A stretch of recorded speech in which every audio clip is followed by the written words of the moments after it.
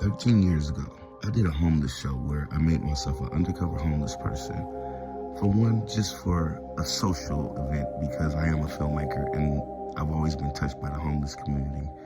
But the real reason was my mother was homeless at the time and we were battling to search for her and find her.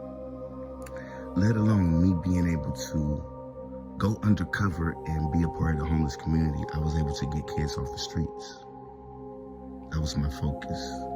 I was able to get some women off the streets. I was able to take some men to go do the same thing I did to transform my life.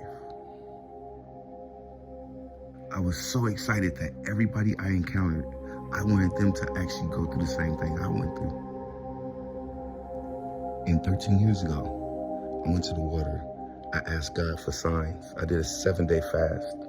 I walked to the water. That was my first time ever hearing God.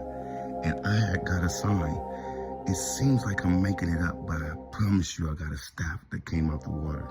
My whole thing was to make my grandfather proud. I wanted to be like my grandfather. So instead of me going the preacher route, I said I'll teach Sunday school. And then that started being too Sunday school for me, I guess you would say. And I have to tell my truth. Everybody wanted me to be a preacher. And I started backing up. At that point, I just totally turned away from it. And here we are today. And I knew it was gonna happen again.